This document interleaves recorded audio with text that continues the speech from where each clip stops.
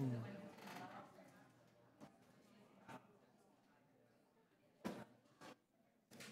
right.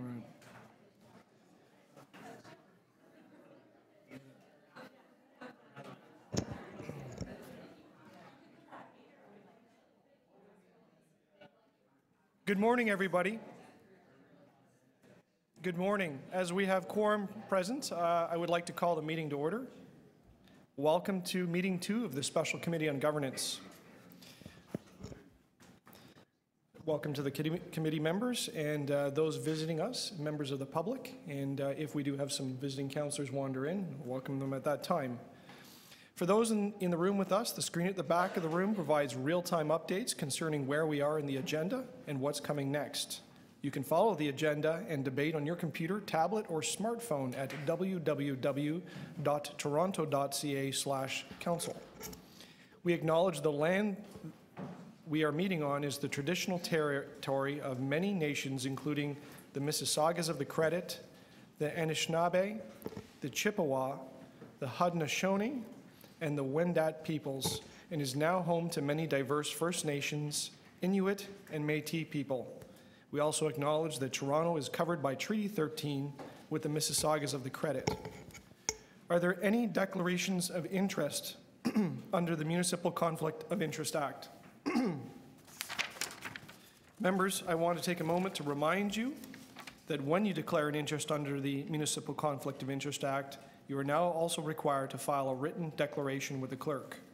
The clerk has provided blank forms to every member's office, and I ask that you complete them and bring them with you to meetings each time you declare an interest. If you forget to bring your form, the clerk's staff can provide one to you, which you should complete and submit before the end of the meeting. If you need more information on our obligations under the Municipal Conflict of Interest Act, I would refer you to the Integrity Commissioner's Interpretation Bulletin.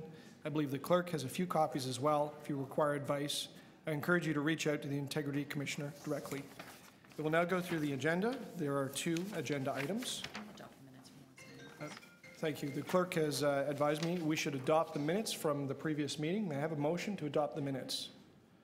Councillor Crawford, all of those in favour? Any opposed? That is carried. We have the first agenda item, which is GV 2.1, City of Toronto Governance, a presentation.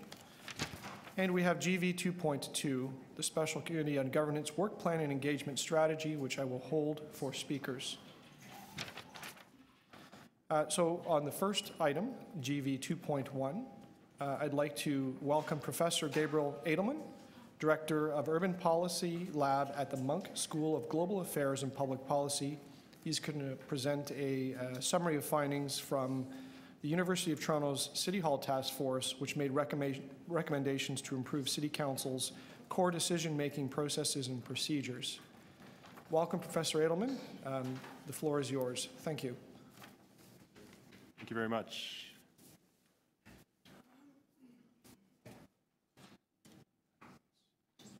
Thank you, Chair, and the entire committee for the invitation to discuss the findings of the University of Toronto City Hall Task Force. On behalf of the entire group, I appreciate the opportunity, truly appreciate the opportunity to elaborate on our ideas and answer any questions you may have. I watched the first meeting of this committee with great interest, and I was pleased to see that the report was cited a number of times as a source of some constructive ideas. For those in the gallery and those maybe watching at home, there's a link on the slide here to the full report, still publicly available, uoft.me/City Hall Task Force, for you to download and read the report for yourselves. That report was published nearly 2 years ago in 2017, and it goes without saying that a lot has changed in that time. That is, after all, why this committee was struck, to deal with the aftermath of recent changes to the City of Toronto's size and structure of City Council. So rather than summarize the report as it was written at that time, what I'd like to do today is provide an update on whether our work is still relevant. We believe it is, as well as offer the committee some suggestions based on our experience, an experience similar to yours, thinking through the governance system of Toronto, and provide some suggestions on the work that we believe you should be focusing on in the coming year. But first, some context. Much of what we focused on at the task force was about process, and so it's important to clarify our own process, why our group came together in the first place, how the panel was selected, and how we came to our conclusions. The impetus for the task force relates to a general sentiment, which you hear oftentimes, and in this quote expressed by the mayor himself back in 2015, that parts of Toronto's governance system are broken, and that as a result, public confidence seems to be waning. So Brian Kelsey, who now works at the Toronto Region Board of Trade, I believe he's in the room, and I were chatting one day, and we were brainstorming some ways we could kickstart a constructive conversation about some potential remedies. And the idea we landed on was the task force, an independent group of volunteers, people with great knowledge and experience here at City Hall, and importantly with views spanning the entire political spectrum. In our estimation, it was high time that someone took a good look at the rules and procedures underpinning council decision-making, and so you might say that we tasked ourselves with that challenge, hoping that the ideas that we landed on could spark a larger conversation about how this city is governed and what type of reforms would be helpful. We didn't ask for any support or official direction from the city. In fact, we intentionally avoided it. Independence was our #1 priority, and that's not usually how a task force is set up, right? But we felt it was imperative that the process should be led from the outside, and particularly outside these walls, free from any overt political agendas, and that the university could function as a neutral host for these type of conversations. Collectively, the final group listed here has decades of experience working in or closely studying City Hall. So you have former budget chiefs, deputy speakers, press secretary, chiefs of staff, city managers, and the like. And perhaps most importantly, it is also a balanced group, politically speaking. Not unlike, I am very glad to see this very committee, ensuring an openness to different ideas and perspectives. The last thing you want in any governance review is the perception of bias or partisanship, and that was a central principle at the heart of our process. The goal of our work was simple: to come up with a package of practical reforms to improve the quality of decision-making, but with one important catch, one that I urge you and this committee to consider in your own deliberations, that we could only propose reforms that council had the authority to accomplish on its own, without any changes to provincial legislation or regulation. To me, this is the most distinguishing feature of our work, that members of the task force came together motivated by the reality that all too often the city and council in particular spends more time blaming others and asking others for more than looking inward. And it's ironic, of course, that I'm presenting to you today as a direct result of provincial meddling. But if anything, I would say that this is a further demonstration of how important it is to, quote, get our house in order. You hear this sometimes. So when the province comes knocking again, and it will, not just this government, but any future government, council will be able to stand up for itself based on the legitimacy that comes with knowing that the public has confidence in its work. Right now, we would put to you that some of that confidence is lacking. Now, this begs the question, what can council do on its own? And the simple answer is quite a lot, actually, quite a surprising amount. This was a surprise to us in our work. Prior to the Better Local Government Act of 2018, council had quite broad authorities in terms of defining and determining its own governance structures, the composition and structure of council, its ability to delegate to different committees and local boards, with some exceptions via legislation, to design its own council procedures, and interestingly, to define its own electoral systems and those boundaries. Now, of course, after the Better Local Government Act, council lost some of that authority, specifically to do with the electoral system. We are now locked into a ward-based system. Previously, there was the council did have the ability, for example, to convert to an at-large system if it wanted to, but that is no longer the case. We're locked in, and the wards are locked in based on federal and provincial ridings. Now, that's just what the Better Local Government Act changed, and that is all. That's all it changed. It just locked us into a ward-based system. But of course, there are other pieces of provincial legislation that constrain council's ability to act. So for us, we took that into account, and in our conversations, we took these items and we took them off the table. So any discussion of more fundamental restructuring of government, such as de-amalgamation, off the table. That's not allowed via provincial legislation through the City of Toronto Act. Any discussion of new fiscal powers, off the table. Formal political parties tied to other levels, we took that off the table based on the Municipal Elections Act, and term limits as well was something that we did not consider. It wasn't within the scope of our conversations. And I would note that those last 2 points, I believe, were raised in the last meeting of this committee. And in both of those cases, again, just to emphasize, that would require legislative changes at the provincial level. We didn't go there, and we would advise you not to go there as well based on our experiences. So with these parameters set, the group laid out what we believed were the most important problems with the current system. And this was a crucial step that we urge you to take yourselves before you start jumping to any conclusions, before you start debating solutions, and I'll come back to this point. Each of you, I know, has many good ideas. Each of the people in this room waiting to speak, I know, has many good ideas in terms of reform. That's why they're here. That's why you requested to sit on this committee. But there's no use debating these ideas unless the committee is clear on what it believes the problems are with the system. So I'll come back to this point, but I put it there on the table now because in the context of your work, this step may require more than what you're expecting right now in terms of time and effort and what might be currently imagined by staff as a work plan. So we spent at least half a day, longer, just in terms of some background research and reading, looking at what we believed as a group were some concerns, things that we believed what we believed needed fixing. And the first and most important had to do with setting priorities. The task force was adamant that council has trouble focusing on the big picture and on dealing with citywide issues. Number two, the city's agencies, boards, and commissions require greater oversight and alignment with the city's stated priorities as approved by council. Number three, the group believed that too many local neighborhood issues are decided by council as a whole. Number four, council meetings could be run more efficiently and with less political theater. Number five, that council's conventional public engagement mechanisms, so whether it's budget consultations or deputations to committees such as this, that they rarely lead to meaningful dialogue. And finally, that it's becoming harder and harder for the public, and I think you'd agree as well for councillors, to find and understand the information required to make sound decisions. So with these concerns in mind, we proceeded to debate potential solutions. We came up with 14 consensus recommendations, and I want to highlight the word consensus here. This is a key term. These are ideas that all 9 members of the task force agreed are useful. This committee, of course, and council as a whole, doesn't need to achieve consensus. That's an advantage that you have over our exercise from a practical perspective. But I emphasize the consensus nature of our recommendation because it signals again that our group believes our proposals aren't just feasible from a technical perspective, but they are also politically realistic in the sense that they can appeal to a large group of people and, importantly, a large group among councillors. So I don't think it would be helpful to run down our recommendations one by one in great detail.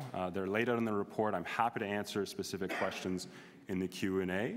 I will comment a little bit, however, on whether our recommendations are still relevant based on what's transpired in the past 2 years. And in general, I would say the recommendations as a whole are still quite relevant, and in 1 or 2 circumstances, probably even more important and relevant today based on current conditions.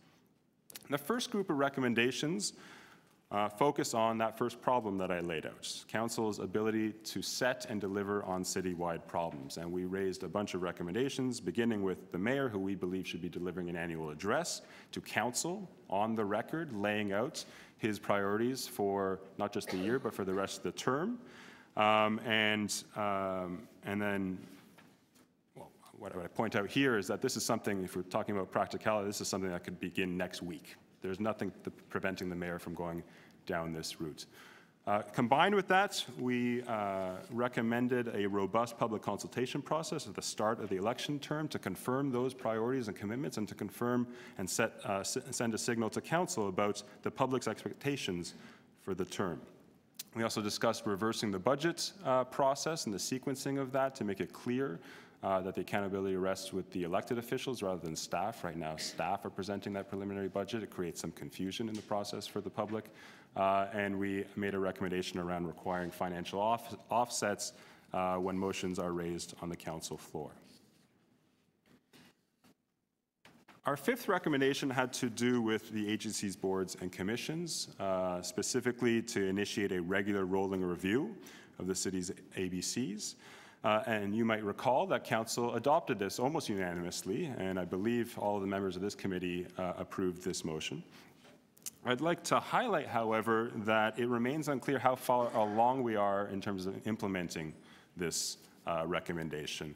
And I highlight this because our group, of all our recommendations, I would suggest that our group was most adamant and most emphatic that there are too many ABCs working at odds with the city's broader priorities, and that the reporting requirements for those agencies and organizations are ad hoc often and inadequate as well. We had recommendations to do with delegation. I have a feeling this might come up a little bit later, around increasing the number of items that could be delegated to other boards and committees, including community councils. We also had recommendations around streamlining council debates, including quite creative recommendation, in my estimation, around a staff question period, capping meeting times. I'd note here that council does have a new policy in place in terms of the end times. You've seen it for yourselves, the 6 p.m. official end time, but often we are still going past that. We haven't gone past 12 total hours yet, but it's still early in the term, and as you know, those debates tend to get longer as the term goes on, so that hasn't been put in place. And in terms of electronic submission, so that means submitting many items that would be considered routine items electronically or in advance in writing. Back of the napkin calculation, last council meeting, more than 25 minutes was spent on submitting these routine submissions orally in person on the council floor. The final two groupings relate to engaging the public and the type of mechanisms such as these, deputations to committee, etc. We are still of the opinion that meaningful public input is quite rare in terms of council decision making. There are many things that the city does well, and many public consultation exercises the city should be commended for, but on the whole, I think there's often a level of frustration, and I think if you were to poll the group behind me in terms of those who have experienced particularly the deputation process, there are often frustrations there. Citizen summaries is another recommendation. As you know quite well, because you're handed these reports for all of your meetings, it is often very difficult to understand what is inside the staff report, so we suggested a citizen summary. There are some other cities that do so, to make it easier for not just the public, but councillors to understand what is inside some of these reports. And finally, we had various recommendations that we believe are still relevant related to sharing information, not just with the public, but internally between different divisions and between staff and councillors. So those are our ideas. Again, I could go into greater detail in the Q&A.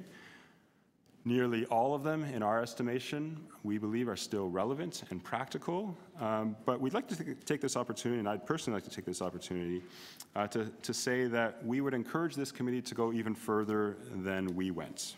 These are the ideas that we landed on based on our expertise and the contributions of our group, and we certainly believe in these recommendations, but you could, in our estimation, go a bit further. So with that in mind, I'd like to conclude by offering some general advice to the committee as you continue your important work. And these are considerations expressed by the panel. I've had a chance to speak with all the members over the past couple of weeks. Also a piece of advice supplemented by my own experience, and I believe I'm speaking on behalf of Brian as well, as a co-convener of the group, someone who is charged with thinking about how would you set up a review exercise, what are the steps you should take. Because it struck me as I watched your February meeting, some of the questions this committee was asking were the ones that Brian and I were asking. I remember, for example, Councillor Perk asking, what is the scope? What are we really trying to accomplish here? That is certainly a question that we were asking, and the most important question at the beginning was, where should we start? And so our first piece of advice has to do with where you should start. And what we recommend is to start by first figuring out the problem. Figure out the problem that you're hoping to solve. It is far too easy to jump straight to solutions and bright ideas. It is much more difficult to really nail down that problem. In my reading and my interpretation of some of the comments in the last committee meeting, both from the public deputations and the committee deliberations, I think I had a sense that we may be putting the cart before the horse. So let's step back. That would be our recommendation, to think about the problems that need fixing. Step two, or advice number 2, don't shoot for the moon. And by that I mean prioritize what council can actually do on its own. Be realistic. It is unlikely at this time that the province will grant the city more authority than it already has. Let's be realistic. So don't knock your head against the wall. There are plenty of wins to be had without those type of headaches. If you wish to consider ideas beyond council's existing authority, that is okay in principle, but be clear with the public that these changes are unlikely to happen anytime soon. So a suggestion, perhaps, establish 2 tracks. One that deals with immediate concerns and small incremental changes to the governance system, and another to discuss broader challenges and proposals that extend beyond perhaps even this committee's reporting timeline.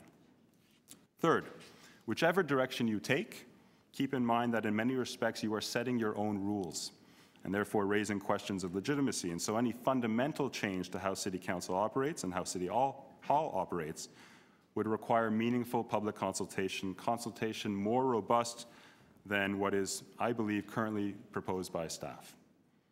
So remember, our work wasn't meant to represent the views of all Torontonians. Our chief concern was balance of professional experience and expertise and political perspectives. We did not set ourselves up as a representative exercise. Your task as councillors and elected representatives, of course, is different and requires a different standard of public engagement and public buy-in. Fourth, the most important reforms you can consider are those that encourage council to focus on city-wide issues. And we recognize that you have divided responsibilities between representing and advocating on behalf of your constituencies and making decisions on behalf of the city as a whole. Our suggestion is to prioritize and to pay special attention to potential changes that encourage you to put city-wide concerns first, at least when matters make it to full city council. So leave the strictly local and neighborhood issues to other venues. Fifth, think beyond procedural bylaws. Half of our 14 recommendations don't require a council vote to be implemented. For example, the mayor, as I mentioned, could deliver an annual address without any changes to council bylaws. The city clerk's office already has all the authority it needs to change the public deputation process and to make electronic submissions, say, for example, for holding items on the council floor. Not all procedural matters are the product of procedural bylaws. Rules can come in many shapes and forms. We forget that there's a lot that can change simply by convention. This is the fundamental basis of so much of how parliamentary democracy works at other orders of government. That still applies here as well, so let's not focus strictly on what changes to procedural bylaws are possible. And this is an area where we could talk a little bit further about what that might mean for the role of community councils, for example. Finally, every reform that you consider, we believe, should help the average resident better understand and navigate the system.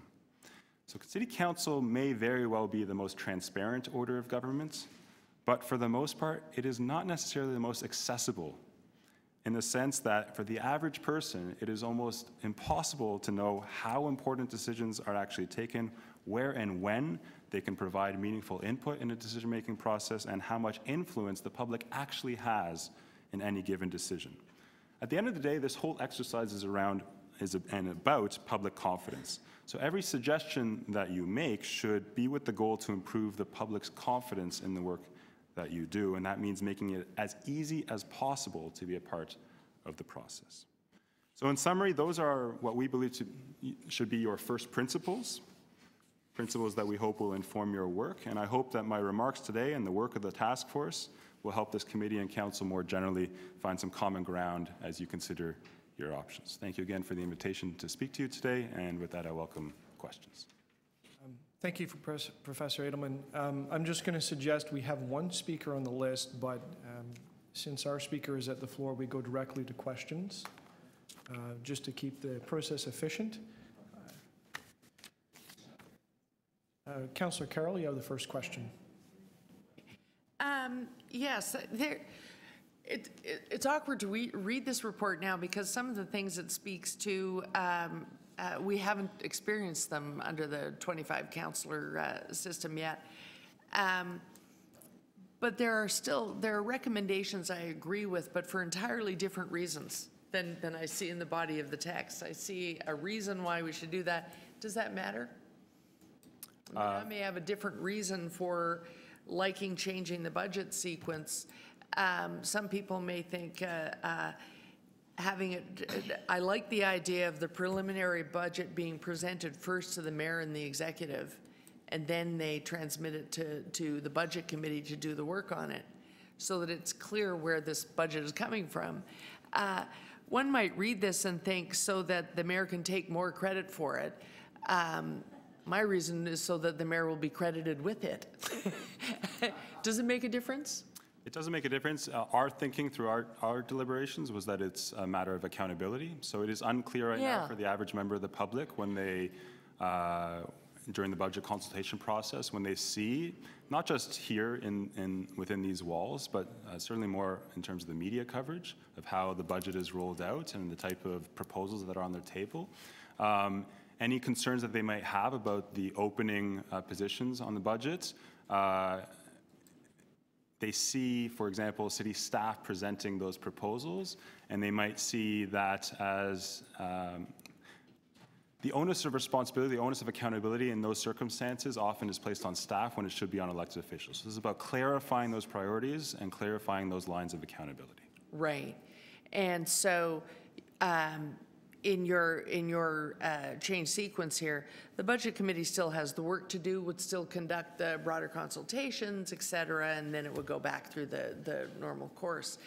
You also bring up what we've heard so many times from people, this idea of a beginning of term, very broad, proactive consultation to sort of bring together councillors and what they ran on with the mayor and what he ran on. Did the task force discuss the concept of just the representatives themselves doing that exercise? There was a term where we did do that. The mayor and the councillors got together and looked for the commonalities in all their campaigns and set priorities. We ended up with 9 priorities, and so there were no surprises. If there were things outside those priorities, we still dealt with them, and we went from that exercise to a broad citywide exercise, and those were 4 years in which I felt like everything really did have a purpose. I could tie it to something and understand as I moved my random motion whether or not it was going to be well received or not, because it had to relate somehow to those. That's the important point. It's connecting the dots, and again, from the average resident's perspective, right? So there's an election. The mayor's platform is usually clear during the election. Currently, it's actually not available online anymore, so it's a little bit unclear. So those priorities shift. But also, if you think about how the elections take place, right? You may have a sense, and if it works out as an average resident, that the councillor that you prefer is elected into office. You don't know how that councillor aligns with the rest of councillor and their priorities in terms of a councillor by councillor list of priorities. And so this is an exercise to post-election. The residents may know what each councillor believes in and what they're going to try to work toward. They may know what the mayor is trying to work toward.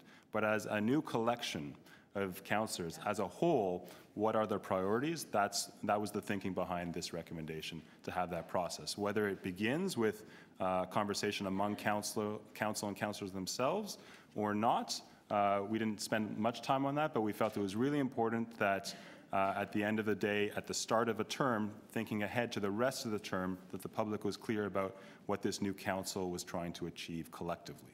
Okay, and I don't know if we have 5 minutes. Last question is, we talked the other day about community boards, neighborhood councils, the New York and LA models, but the task force ended up to simply enhance what community councils do. Is that part of your axiom, do the things you're allowed to do? Start there. Yes, so I'll bring up a slide here. This is essentially what we landed on.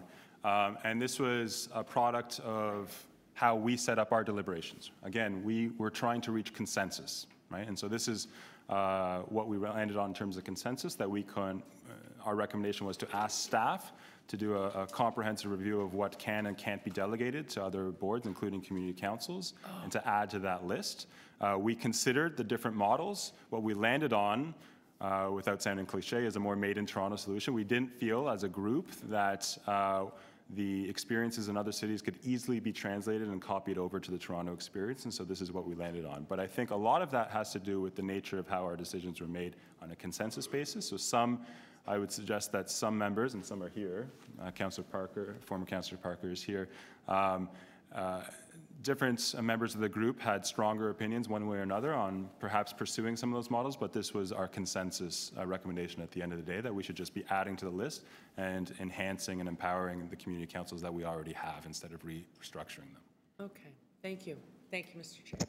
Certainly, and if there's more questions, I'm going to certainly do additional rounds, but just to keep the order flowing, if we had any other questions by members of council for the speaker. If not, I'll ask a couple.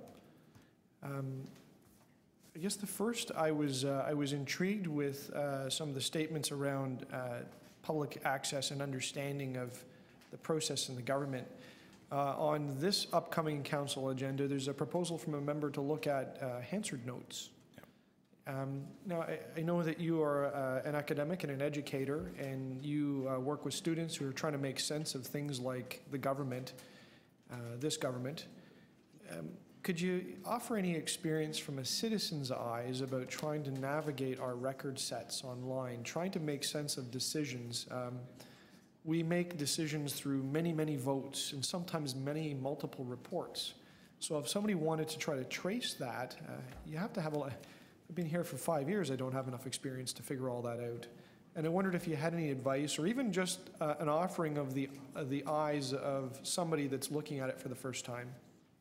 So this isn't an issue that we talked about in the task force, so I'll take that hat off for a moment and speak to as just a professor at the Monk School who has this conversation with students often when they're looking into, because I teach public policy students, they're looking at municipal policy and they're looking at the history of a certain decision. It is very complicated for my students, and I would suggest for the regular members of the public to trace a decision back, to trace a decision history. So on that matter of a municipal Hansard of sorts, that makes sense.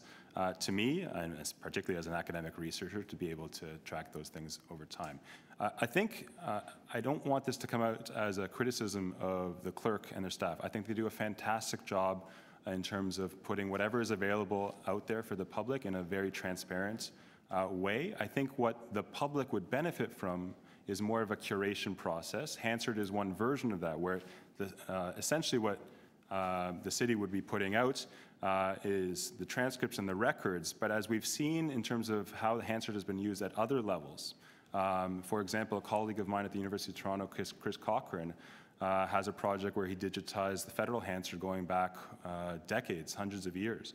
And that allows researchers, students, and the general public to trace the evolution of different policies over time, and on the ground to trace exactly what their councillors are doing. Right now, to speak directly to your point, although everything is available online in video, and there are a few bookmarks in terms of how the video is presented, it's very difficult for the average person to pinpoint exactly when an item that they care about was spoken to by their councillor or the rest of the council, and importantly, how those decisions connect across different council meetings to be able to connect those dots. Thank you. And I personally, sitting through a 3-hour debate on an item, it's pretty hard for me to want to sit through that a second time on YouTube, as you can appreciate, to go find a particular line. You raised the idea of agencies, boards, and commissions, and how council tracks them. I take note that our committees are organized into sort of portfolios of like things. But I also understand that our formal governance requires ABCs to report to council. We're the shareholder body, or we manage relationships in different ways with those entities. Do you have any suggestions or have seen any models where the heavy lifting of the relationship with the ABC could be pushed out into the committee, or really the portfolio model, so that councillors that are excited or engaged in that subject matter can really get into the deep work of working with the ABCs? So in our work, we didn't look to a specific model from another jurisdiction. I think what we tried to emphasize here is the point that the city as a whole sets strategic priorities, both in terms of council and the decisions that you make collectively, but also from an administrative perspective, there's a strategic plan. Now that plan has expired There's a new one that I believe is on the way. And that we need to come up with a mechanism to ensure that what is going on at the ABCs connects with those strategic priorities. And so what we landed on, again, from a consensus position, isn't so much the exact reporting requirements, because that will change. They're so diverse, these ABCs, more than 100, as you know, some very large with billion-dollar budgets, some very small arena boards, et cetera. The important part from our perspective wasn't to dictate the reporting requirements so much as to dictate a reporting schedule.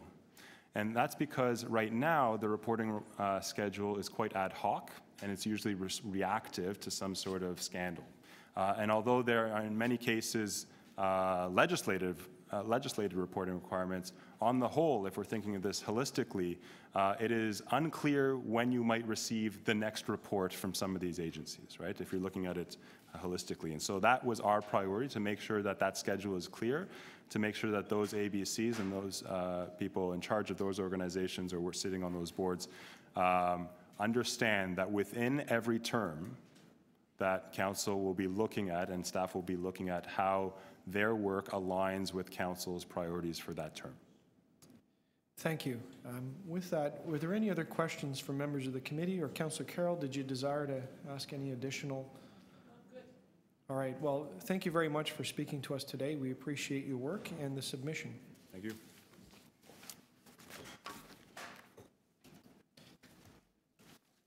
At this time, I will call for our registered speaker, Derek Moran. Is Derek here? I don't see him. So with that, I'm just going to look to the clerk to advise, do we need to take an action as a committee to receive the report? So may I take a motion to receive the presentation? Councillor Carroll, so moved. All those in favor? Any opposed? That is carried. Okay, on to item GV 2.2. We have speakers registered for that. And at this time, I would call forward Alan Kaspersky. Is Alan here? Good morning, Alan. Welcome. You have 5 minutes. Thank you. First thing, thank you to the clerk for printing this out. It saves me trying to read it off my iPad, and I much appreciate it. My remarks are of 2 parts. The first part's a critique, and the second part is a possible solution to that critique. And I know staff may disagree with me, but I wanted to put it out there anyways. So a couple of definitions first. Faith. Faith is a complete trust or confidence in someone or something. Complete trust. Trust is a firm belief in the reliability, truth, or ability of someone or something. So I just wanted to make sure that those definitions are where I start from, because this shouldn't be a very controversial statement. People have little faith in politics and government. The trust they have is waning badly. In Toronto, that trust is hanging on by 2 fingers of both hands. In last year's municipal election, more than 1.1 million people stayed home and didn't vote. Only 2 in 5 people showed up at the polls on election day. On average, a city councillor was elected with just over 14,000 votes and with the support of 18.6% of their constituents. 81.4% of those people did not support them, on average. One city councillor was supported by less than 9% of their constituents. One city councillor, who's in the room, who got the most support, got the most votes of anybody, was only supported by 32.5% of their constituents, less than a third. The mayor, while receiving almost 500,000 votes, was only supported by 25.5% of the people in Toronto.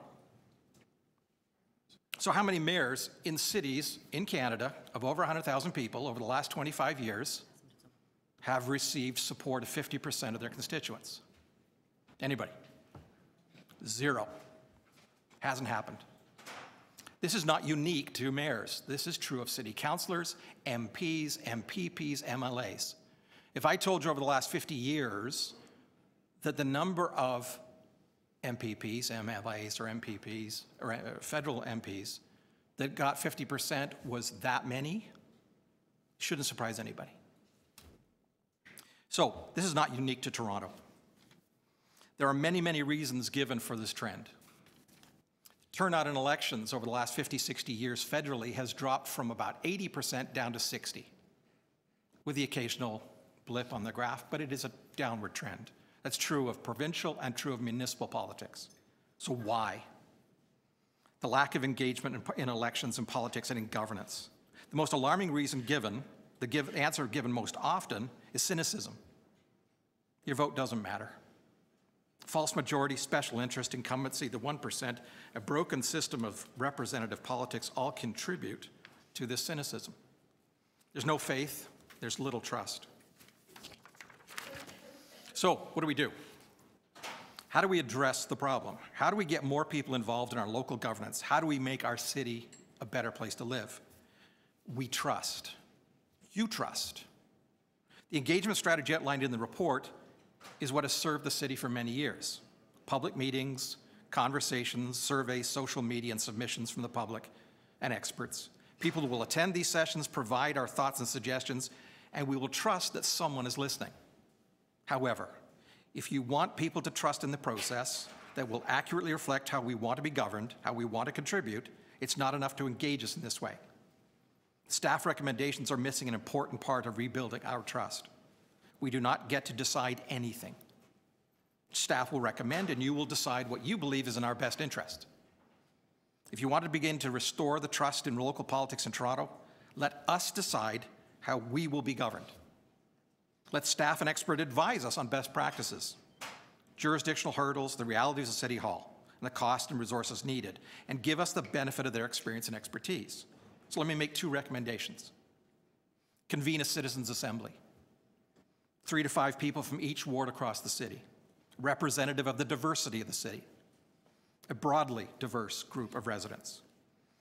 There are world-class providers of this type of process in Toronto. They can advise you much, much better than I can. Let this citizen assembly prepare a set of recommendations for you to act upon and implement as part of the work plan. Secondly, the civic engagement process suffers from a lack of a robust, multifunctional digital technology platform that goes beyond surveys and public meetings and an email exchange. The same 10 people show up at meetings, in quotes. How do you reach the 1.8 million voters? How do you reach the 3 million people who live in Toronto who can't come down on a Friday morning to these kind of meetings, who have something to say beyond 5 minutes? You don't have a set of tools to do that. They are available. Those are my recommendations. If you expect us to rebuild our trust in you, have a little faith in us. Thank you. Thank you. Are there any questions for the speaker? Councillor Carroll.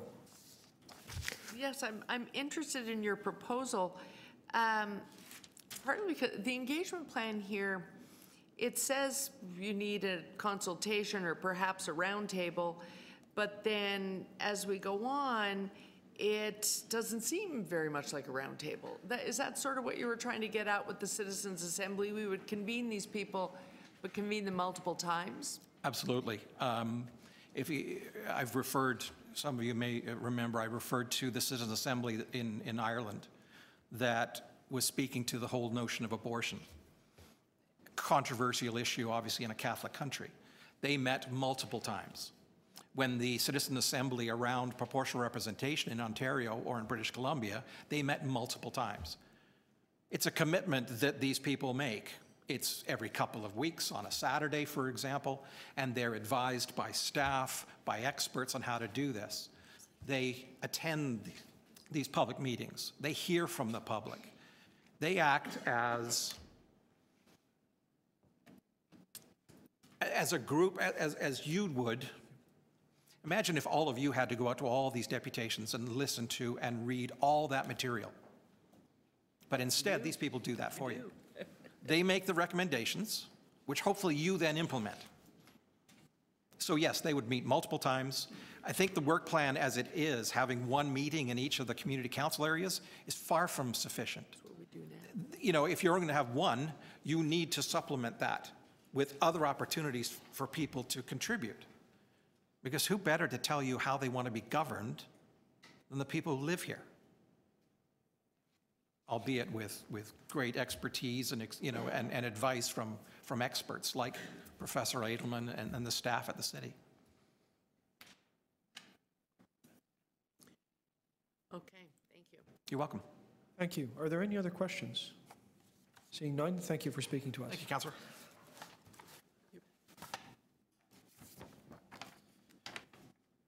Sue Dexter. Good morning. Good morning. How are we all today? Welcome back. Thank You have 5 minutes. you. It's red. Is that what Yeah, it's? you're good. Yeah. We're good. Good morning. I'm Sue Dexter, Harvard Village Residents Association. Our catchment is Bloor, College, Spadina, and Bathurst. In this process, so far so good, even better than good. But the difficulty was you got us thinking. In that spirit, we have 4 suggestions. First, our context. We think it is important to recognize that the reduction in councillors has affected residents as well as the councillors and city staff. We are living the democratic deficit in a way that is quite different from staff or councillors, and we are primary stakeholders in the design for change. In lived experience, RAs are representing their communities at various meetings, today more often than not stripped of attendance by their councillors. In the downtown, in the last 2 weeks, my RA has dealt solo with a patio negotiation, a park development, traffic calming, street design, a mobility study, 2 planning applications, and a settlement at the LPAT. I could go on. As councillors trim their attendance at community meetings, RAs are called into the breach. We are relying on you to pick up the slack, was the words of one councillor to us. The very notion we could be picking up the slack recognizes in some senses RAs and other community organizations have become a third unofficial arm of government. We are a link between resident and councillor. We represent the best version available to this process of how change is impacting community and neighborhoods and what might be done about it. We know stuff folks at City Hall don't know. So here are our ideas. Recommendation 1, we recommend forming a community advisory committee comprised of 2 reps from each of the community council areas. Where formal organizations do not exist, at least appoint residents to assist your process. Geographic representation is critical. The committee's job would be to provide insight and input into the design of both content and form of your public engagement process. We would give you our best advice, shaping your ideas with a side benefit. It would leave us in a position to more knowledgeably engage with our residents on your committee's work. This idea is nothing new. Major planning studies have stakeholder groups built into the consultation process all the time, and they work. Second, as we read it, the public would have a single real opportunity for engagement. That limits ideas going into the process and the chance to react as policy recommendations evolve. And that's critical. Evolution is the big deal in all these things. Our experience in the ward boundary review and TO Core, Bloor Block study, Mirvish Village, among others, is that a quick reaction to an initial set of proposals would have limited community offerings and involvement and will have narrowed the possibility that within the context of a working group, we could reach a better outcome. These things should be allowed to change. This should be an organic process, and you should let it breathe and expand. We suggest, therefore, that at least 1 additional meeting be inserted into the schedule. So you'd go like this. Meeting 1, here's the story. What are your thoughts? Meeting 2, initial ideas and reactions. Meeting 3, final proposal, or you might put in one, depending on how it's going, you might add a few meetings. This is not a big allocation of time on a very significant city issue. Third, we suggest that research and best practices should inform and be an integral part of the community engagement process, not run in a parallel outside track. Otherwise, the community would be denied access to the best research. We need the best expert thinking. We need your thinking. We need to find out what's happening in your lives. Everybody as you should find out what's happening in ours. Finally, an idea for the hopper, the institution of a community office at City Hall to support existing and promote the creation of new community organizations. I should point out that on the best spring day so far this year, Dave Meslin's Tango Summit of Community Organizations and Associations drew 220 attendees. Councillor Blau was the keynote speaker. People in the city want to be involved. That should be the best news of your week. That's it for me, kids. Thank you. Are there I'm sorry, Councillor Carey, you had indicated a question. Please go ahead. I did. Where do I start? These are great recommendations. The idea of a sequence of meetings instead. I think part of the reason the proposal we're looking at is we've really kind of confined what staff might propose in that the work plan that precedes it looks at us being done by November of this year. And that's a problem. Are we likely to be all done by November of this year? Well, the problem is, do the councillors even know what the impacts on them will be by? I mean, that presumes you know now what, and based on an early work in the term, you know now what's happened to you. I don't think you have. No, every day is an adventure. Yeah, you bet. Okay. And also, the issue of meetings where the counselor is now not in attendance, guilty. I've had, And we're had sympathetic. nights where I've got three different, broadly different areas that are dealing with proposals.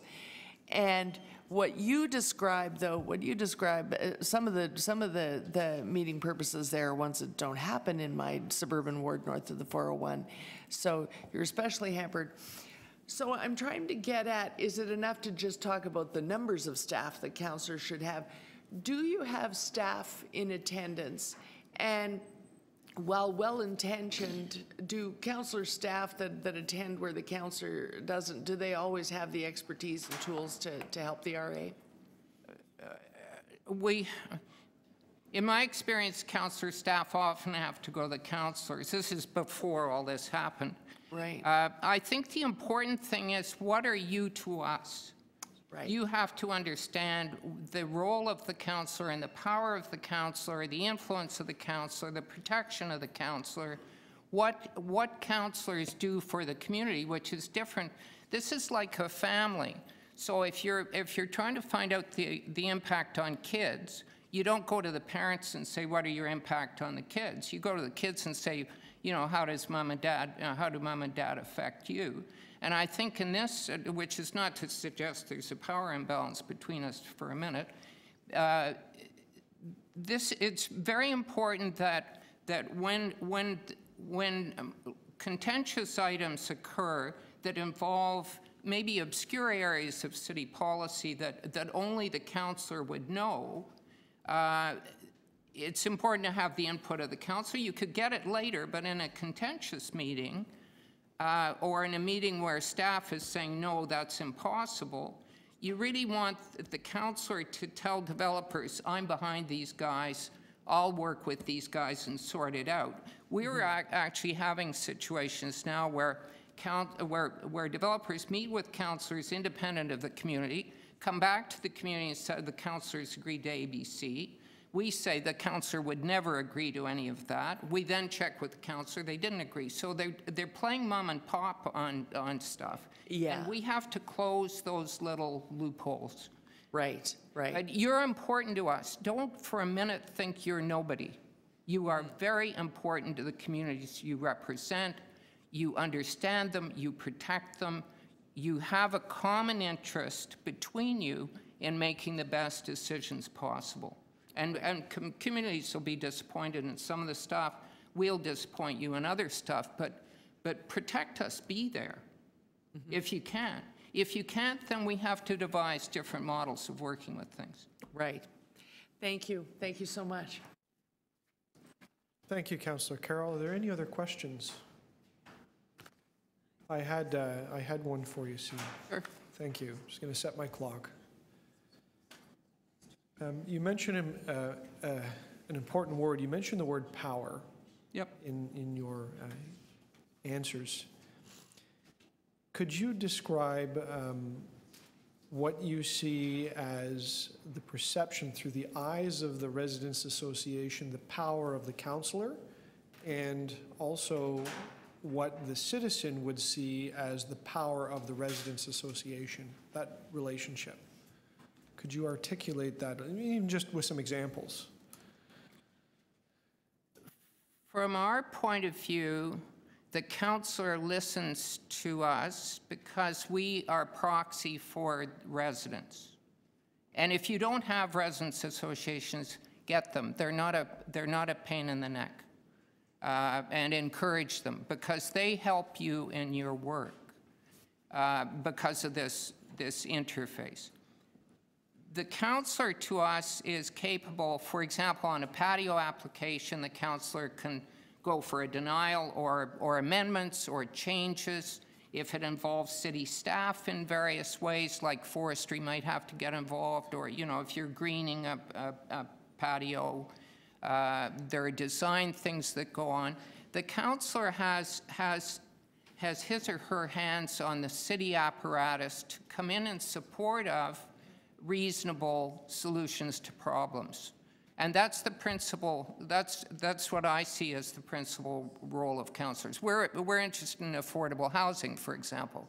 So we deal with Councillor Layton on trying to find places where we can put in affordable housing. We're negotiating with developers on affordable housing. The councillor can deal with as big an item as that or as little an item as a patio. How our residents see us, we have elections once a year. You have elections every 4 years. We don't have to do the campaigning. Our association is one of the best organized and populated, I think. Maybe I shouldn't say that in town, but we're told that. We have 250 or so active members. We have 400 on our lists. We have an email blast. You guys all have email blasts. I read them. We take material and bring it to our communities. One of the recommendations that I noticed, which was something that wouldn't occur to you, in the Monk School study, they were recommending curtailing councillor questioning of staff. And to me, that's a really serious thing that you should think not to do, because we get our information from that. Otherwise, you're saying, well, the press can do it or somebody else is going to do it. But if you should have maximum questions of staff because you elucidate the problems and issues. That is the most important thing to me, almost, as in terms of giving me an idea of where the policy is, what the weaknesses are. I get staff information, I get your reaction to this staff. Don't curtail it for a minute, because if you give me the information, I then carry it back to my board. We have 17 people on our board. The board members then spill it back into the community. I meet with neighbors. I encountered somebody in the subway. It's a way of disseminating really significant public policy information. And I think you guys are very good at questioning, and sometimes I disagree with your politics, but I like to hear your questions and the answers. And if I may ask one more, and I think you've answered one part of it. If I was to ask you what the 3 most important functions of a residents association is, could you name them fairly succinctly? One of them was the dissemination of information, I gather, but Would there be To another listen two? to listen to the community, Okay, to represent the community, and to, I think, it's an interesting question. To be informed is probably, I'm a former journalist, so I think information is the key to everything, but I think to be informed, because there are a lot of misunderstandings out there about what you do means, or what the limitations are on what you can do, or what we can do together. And we're involved in contentious files. We go to settlement hearings. We have to come back to our communities. They have aspirations. We have to say, no, we couldn't do it. If it's gone through a good process, and that's one of the things that you're doing with this committee, and we're trying to shape the process so it's robust. If you handle the process well, people will accept the results. And that's what the professor was talking about, was community involvement, robust consultation, all that stuff. We want to sit in a room. We'd love to sit down with you guys and say, what's it like? What's this 25 really like for you guys?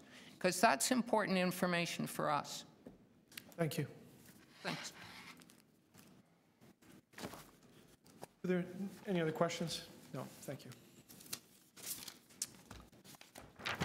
Next speaker is Derek Moran.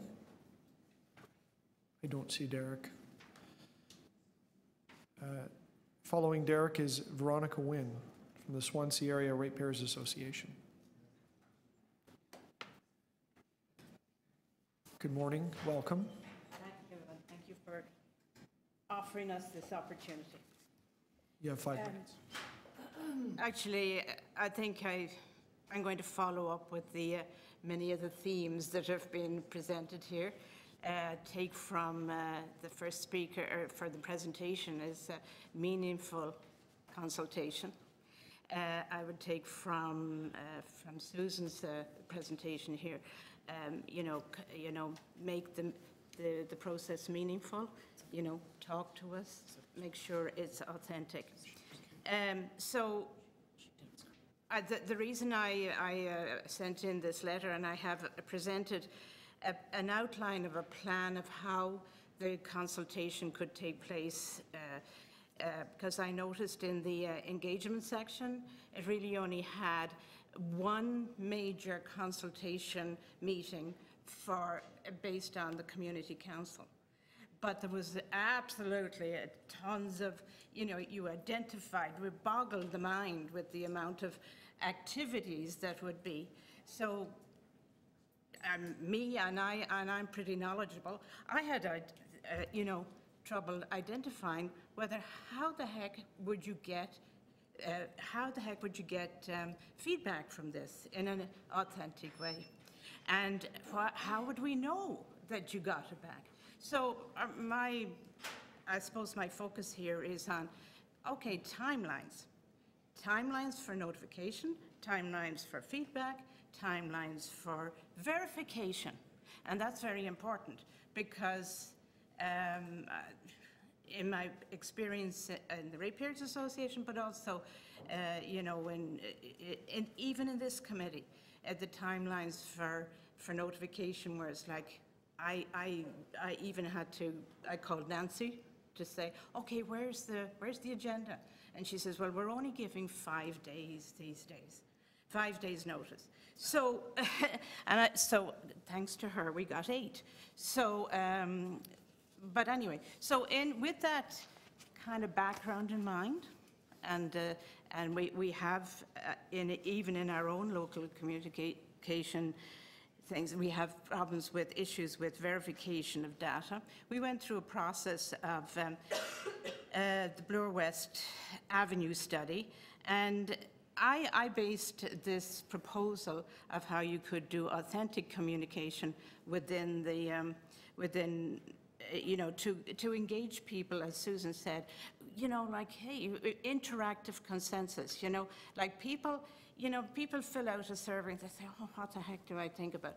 But they can be sparked by interaction at a meeting. So I suggested based on this forming local advisory committees.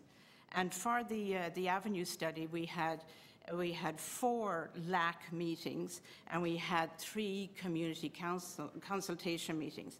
And it really worked out well, because what they did was the consultation, the people they were hired to process this Avenue study, they verified, they sent it, they circulated whatever, for input. They circled the minutes of this, and then we gave back input. We could also write like an outline if we didn't disagree with it, whatever we had said at the meeting. And then they further sent it back to say, okay, this is what we're going to put online. That kind of verification and consultation, it was very authentic, mind you. There was a bit glitch at the end, but we were still sorting that one out. But the actual process is, people were engaged, and they were sparked by the interaction, the personal interaction. So I would suggest that in each ward we would have a LAC, and then based on this amount of detail. But also, please give us more notice, especially for these agenda meetings. I could say between the 21st of February and April 12th, we could give more than 5 days' notice for the agenda. I really do think that is a major issue. In my letter, and I don't know whether you all have seen it, I put down like 30 days for responses, and and that, and 40, so you can read my letter to say how it goes. But I also had to put in our suggestion about representation of using the ratepayers associations, our community councils within the ward to help. And I had to repeat it, because actually in the summary of submissions, there was a reference to somewhat our issues, like a description of our issues, but it said with dealing with parking pads and fences. Well, I think that's really undervaluing the expertise that is in the Ratepayers Association, and many Ratepayers Associations, particularly ours, of course. But I would suggest that you would make sure that we have authentic communication, like I identified, like based on the LAC and community consultation, and that you would also have looked at the timelines, look to verification of information that makes sure that and then publication of what is said, because people need to know, and you need to stagger that after each session, because people need to know that what they have said is what you have heard. Okay? Thank you. Are there any questions? I'll ask one, a brief one, if I may. Pardon? Oh, yes. You did make a comment about the lead time on agendas. Pardon? You made a comment about the lead time on agendas. Right. Is that a general comment about agendas, or just this particular? Well, coming from an educational background, I tend to provide specific examples. I always find that makes a big difference. I know that for our first meeting on February 21st, I think the presenters, their constant theme was, well, we didn't have enough time to really give you a good thing. And I think you referenced the fact that really the consultation in the notes on the agenda was that you referenced that the fact that almost the consultation process, whoopsie, we better go out and consult people.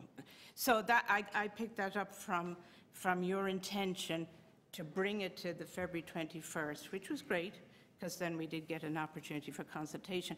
But from reading it, and this could be my just personal opinion, was that it was the consultation came as an afterthought. So I thought, oh, geez, we better get this on board. The reason I phoned to get the timeline and the lead-in was because these three areas are really, really important. You know, engagement, you know, and, you know, submissions. What submissions do people do? And so, and that was just, and Nancy very nicely, she intervened and got us a couple of extra days. But if we want people to turn up and show up, you know, human nature is such that, you know, you have to give so many timelines, and then you give reminders. And that's what we do in our communications in the ratepayers. We say, well, urgent reminder, you know. So if you really want to hear us, then let's show us by the organization of this communication. Thank you. Okay? Thanks very much. Any other questions? No. Thank you for joining us. Our next speaker is Doug Earle.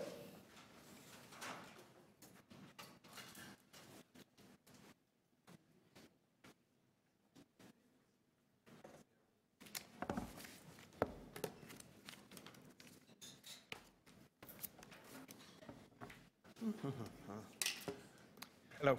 Good morning, Doug. Welcome. You have 5 minutes. Thank you. My name is Doug Earle, and I'm a member of the steering committee of a group called Charter City Toronto.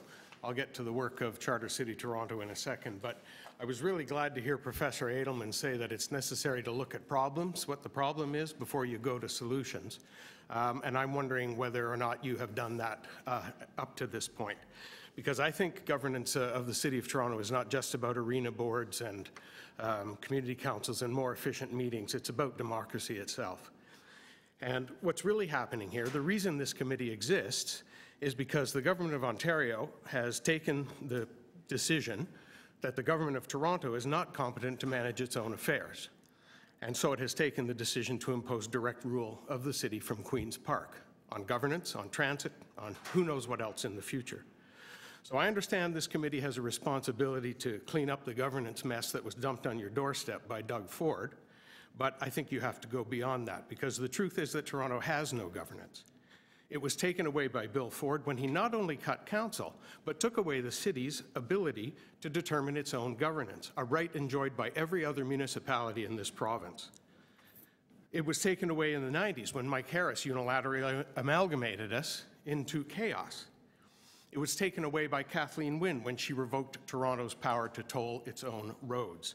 And it was taken away again this week when an entirely new transit regime for the City of Toronto was announced by the province without even telling the mayor of the City of Toronto in advance what they were planning.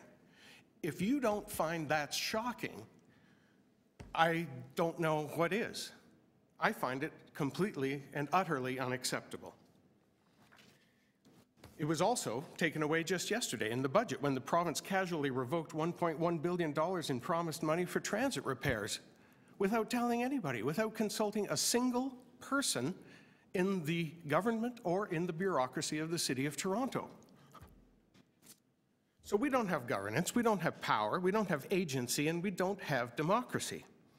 To me, trying to grow democratic institutions in this atmosphere is a bit like trying to grow pansies on the moon. It's not going to happen. There's no oxygen for it. Trying to make the best of a bad situation is meaningless if you don't devote at least part of your energy to fixing the bad situation. So my ask of you as you try to sort out the scope of this committee is this: ask the real questions and get to the heart of the matter. Devote at least part of the time and energy of this committee to addressing the real problem. Charter City Toronto proposes 2 ways to do this. We think the vehicle to get our democracy back is a new city charter for Toronto, the process of negotiating of which will not only restore our governance, but also give the city undisputed jurisdiction over affairs that are properly those of a municipal government, such as governance, but in other areas as well. It would also make clear who's responsible for what, and most importantly, where the money comes from. It would end the practice in Ontario where Toronto sends billions of dollars to the province every year and then has to beg for every penny back. In 2005, the difference between what we gave the province and the feds was $11 billion. I'm sure it's more now, and this while we struggle to fill potholes in our streets. So a city charter.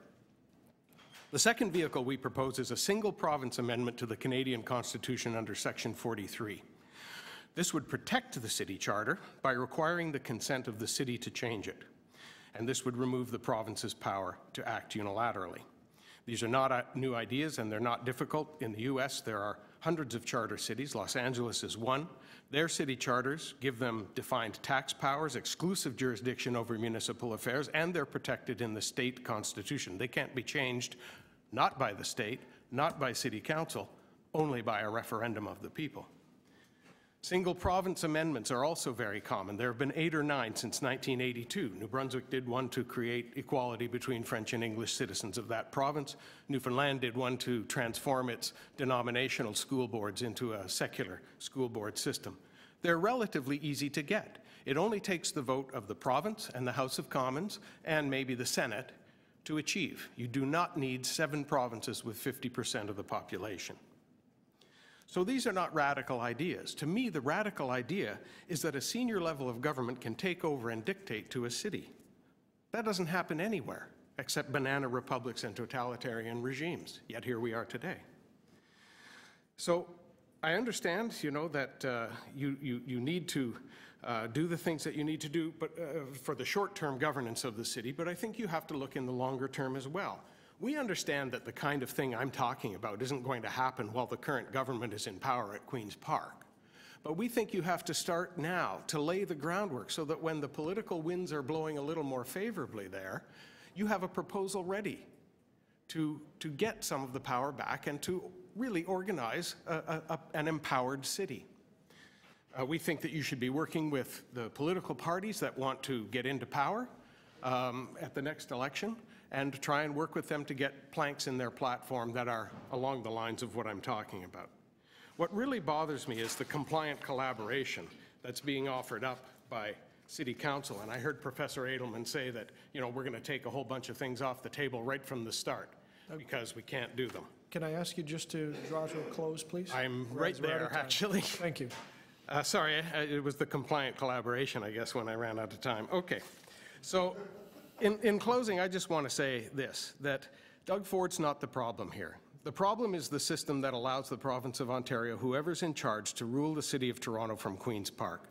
That's what needs changing most about our city's governance.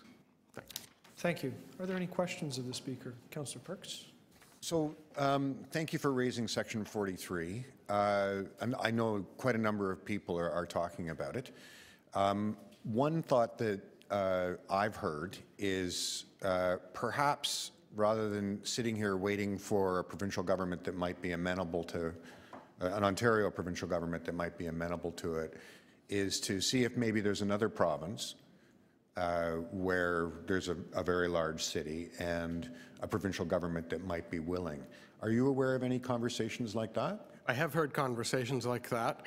From the point of view of a citizen of Ontario and Toronto, my preference would be that it happen here. I think Toronto has the greatest argument for it. We're the biggest city in the country. We have more people in community housing than Prince Edward Island has in the province.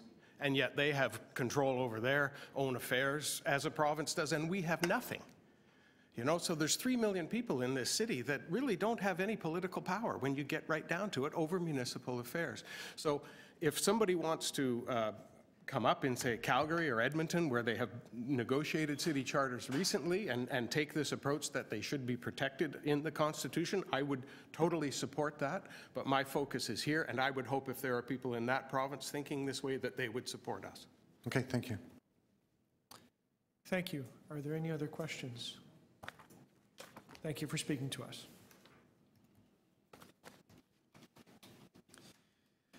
The next speaker is Linda Brett.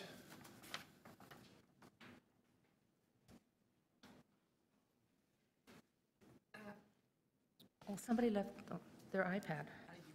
Oh. With the permission of the committee, could I let Jeff Kettle speak first? I'm, Yeah, sure. mine follow up his, so. Okay. Any objections from the He's next committee on of the changing the speaker's yes. order? Very well. Jeff, welcome.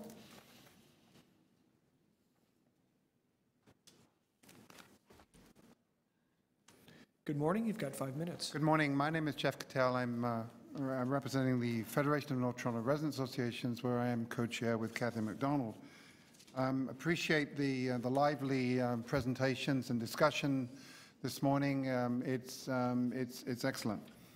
And I'm going to be pretty brief. I'd like to congratulate the committee and staff for an excellent start to the process with the proposed work plan, the engagement strategy, and the summary analysis of submissions. The information submitted to the special committee is critical to its direction. I would point out that the submission of Dave Meslin, who's really an urban spark plug, and others has identified a fundamental concern that Toronto indeed does have a democratic deficit due to, in fact, analytically, it's a combination of the single layer structure and its high population to representative ratio when compared with other major cities in North America. This touches at the very heart of governance, the relationship between residents and their representatives, and goes far beyond making sure that the reduction in number of councillors forced on the city does not result in reduced service. Therefore, we believe that a comparative analysis referenced under Theme 1, supporting neighbourhoods and communities, relationships with local governments, will be very important to understanding how to address the democratic deficit. So we've got some specific suggestions, and there's much in common with what's been said earlier today. A governance project is come up with another thing, but it's really an advisory committee should be established to act as a sounding board for research, ideas, preliminary results, etc.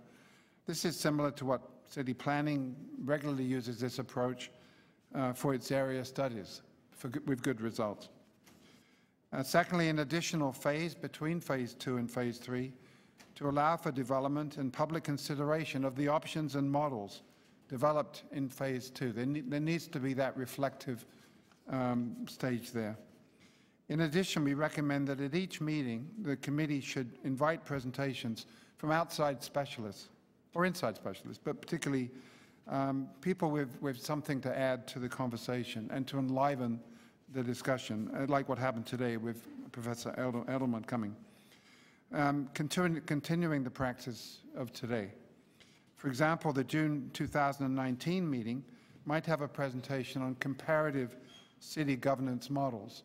Today it was kind of a vertical look at council, but we need to be looking across at what other models are there, what other cities have done. There's been mention of Edmonton, Calgary, Los Angeles, but we don't really understand those until we take a look at them and really broaden our whole perspective on the matter. And a small point to add the need for legal research on the delegation of powers under the current legislation. Thank you. That's it. Thank you. Are there any questions of the speaker? Councillor Carroll. So when you said today was a vertical look, I assume you're referring to the task force. Yes. The task force Yes. sort of listed what's wrong with us and Yeah, it very much was a which, you know. granted, in the last term might have been very, very necessary. But what you're suggesting is park that. You may want to come back to it. There may be merit in the recommendations, but you really need to understand what's out there. Yeah, I mean, things have changed dramatically since that task force was presented a year and a half ago, and we need to take a much different look. We always get the pushback. Well, you can look as far as you can look without spending any money,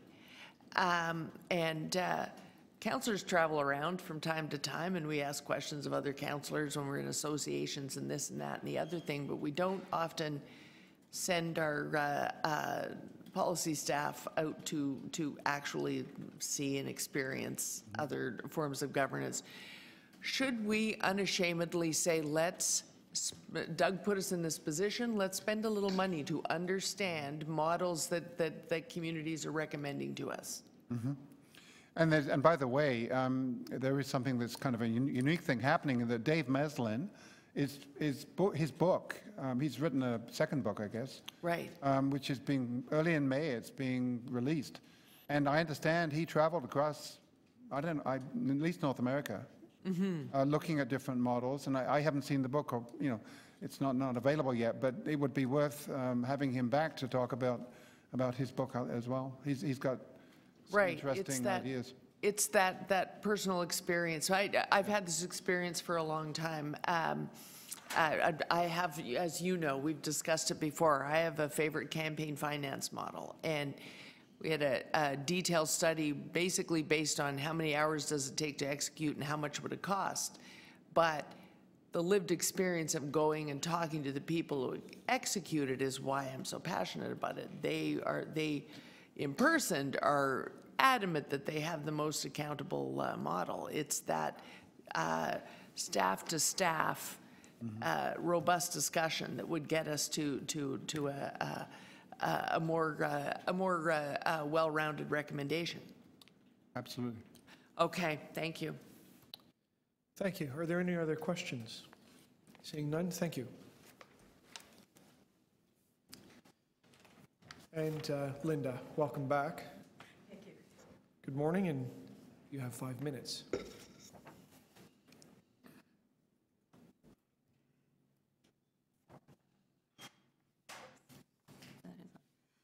Good morning, Chair and members of the committee. My name is Linda Brett, and I am president of the Bloor Street East Neighborhood Association, BINA. Our boundaries straddle both wards 11 and 13.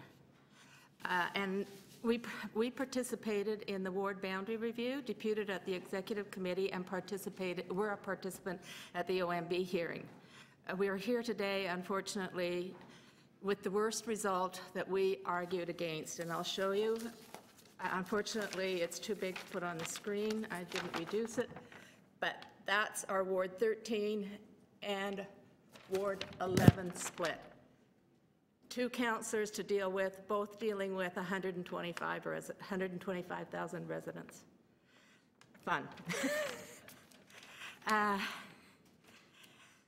Nevertheless, we are here as a city and residents of the city, and are now working towards a governance model that interfaces between individual residents and the city councillors to provide what was described in the ward boundary review, etc., as effective representation. The ward boundary review determined that there are approximately 63,000 residents per ward. Was effective representation. We're now at double that. So I think part of my problem in reading the whole reports and what have you is, as an auditor, I look at scope of audit, and I believe that there was a lack of definition of what the scope of audit. I think that what you're looking at in the work plan is not an overall governance of the city, which was talked about by U of T, but how the governance of the City of Toronto and the structure of it interacts with its residents to give us effective representation. I may be wrong, but that's my feeling of looking at the work plan. We are also, and this is another thing I had problems with in terms of the presentation by the U of T.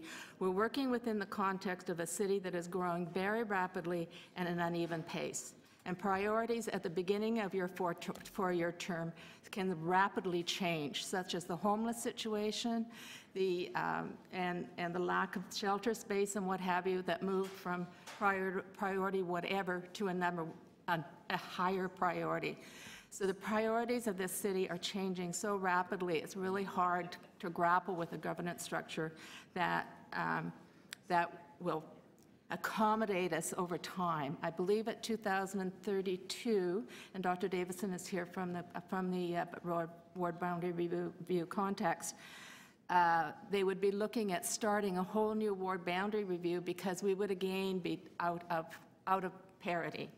So we have a city that's growing very rapidly, its needs are changing, on a yearly basis, not a 4-annual basis. So we have reviewed the work plan, and within the context of trying to grapple with how the citizens interact with the city, we concur with the recommendations that have been by FOTRA and the Harbour Village Residents Association, and have a couple of other suggestions of our own. I'm at 3 minutes. How do I turn this on? Oh, just put it up there now? Okay. There we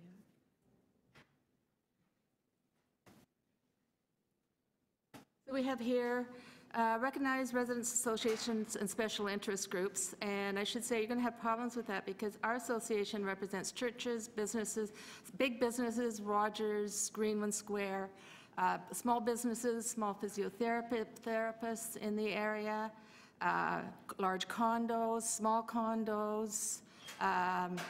So we have a mixed bag, and we have no BIA. So we have all of the components of that and coming forward to you as City Council.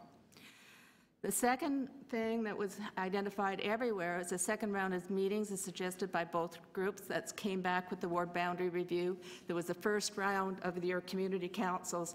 Then they accumulated all the results from all of the areas of Toronto and came back to each of them and said, this has been what's been recommended throughout the city.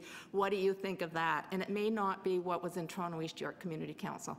So hearing back from what's happening throughout the city makes us stronger as a city, not compartmentalized. And consider the Citizens Advisory Group, again, as was mentioned, similar to TO Core. And the last thing I will say, because I've listened to the talks about interacting with the councillors, et cetera, a special discussion with residents and groups that previously had a greater population as to how they gained representation. For example, I lived in Ward 27. It was one of the 2 wards that was split over us. And we had to learn how to interact with a councillor who had more residents now than what she has today, Councillor Wong Tam. So looking at those groups, what their experiences were and how they interacted. And that's about all I have to say. I'm welcome any questions. Thank you. Thank you. Are there any questions? Councillor Carroll? Yes, I've had that experience too of meeting with councillors who have even more than we have, but could well have by the end of this term. A lot of New York City councillors have about 150,000. And one of the things that they're using as a survival method is it's not just a matter of numbers of staff, but breaking away from that model of just I need a boss and I need a bunch of people who will constituent serve, which means pick up the phone. They're actually starting to hire fields of expertise. I have a person who has a better interface with planning because their training is they are a planner. You could have a person who really have policy training. And many of us have hired that, but because it's a person with a unique personality who their training is policy and they've decided to work for a politician, but could just as easily be a sort of policy wonk. So they have a better interface when I need to talk to a policy staff. Should we maybe be looking at things like that so that when it's those staff members that have to meet with you, because the counselor has to be in 6 places at one time, you're still getting professional expertise, and you really feel like they're going to reflect what the conversation you've had as well as possible back to the counselor. That's probably a good idea in today's context. I know Councillor Wong Tam had specialists in certain areas, and she tended to those that had areas that had the highest developments, for example, had better development expertise. Yes. Ours had less development. We're considered, well, because we have Rogers, because we have Manulife, because we have historic churches and what have you, our strip has a lot less development. Not that we don't have development, but a lot less development. So we were normally given someone who was perhaps more junior and more generalized. Right. Which worked well for us. in many respects, we were a training ground for them to be moving forward in their own career within City Hall. And we found that fine. One of the New York City councilors told me that a number of them make a point of having a paralegal within their team. Yeah. So that they could anticipate, rather than waste the city solicitor's time bringing the crazy idea, could anticipate and say, here's what you might hear. Quite frankly, I mean, we did not have even a staff rep at our monthly meetings. We didn't require it. What we have is an activity tracking list. So we have everything we're following. It's about a 5-page list. It links to all the city websites that have information on them. We follow the tracking through the community council to council. So then before our meeting, like our meeting is next Wednesday, so I'll be writing to our 2 councillors, updating the activities tracking list and saying, here are the things within your wards that are current. Wow. Then they either say, yes, I can make it, or I'm double booked, or they write back. Usually, I do the list, they write underneath it, because I send it in Word, so they just give their answers back underneath it. So we either have a report from the councillor through the rep at our meeting, or we hand that out and we discuss it, and then we give our feedback. And we're looking... You run an RA in my ward? And in fact, we don't really want the councillor's rep at all our meetings, because then that's all we get done. Right, yeah. Okay. So you know, so that's how we have worked. We have working groups with developers that we've had problems with, and we've come forward with proposals as to how we work. And Councillor Wong-Tam has said, I can't delegate my staff or myself. We don't have the time to be running these meetings. I'm delegating you, Bina, to organize these meetings and hold these meetings. When you have difficulties, when you reach points that you cannot agree on, you come back to me. Right. I will, and we've met with her. Now, some of her residents' associations meet on a monthly, quarterly, or bi-monthly basis in her office, and then she could call in staff when she wants them. We don't do that. We do that on an as-needed basis. I work with, and usually it's her staff saying, Linda, you're asking me a question that really has to go to Councillor Wong-Tam. Okay, will you set up the meeting for me? Right. So that's our that's been our working relationship with our councillor for the last 4 years. Okay. Thank you. Thank you. Are there any other questions? Thank you for joining us. With that, are there any other speakers to this item? Seeing none, I'll ask the committee if there are questions of staff. Yeah, can I ask a process question first? Because this is a challenge, because we have the 2 pretty important things wrapped into this one item. There's the work plan, but there's also going through the input we got from residents last time. Could we maybe look at them one and then the other?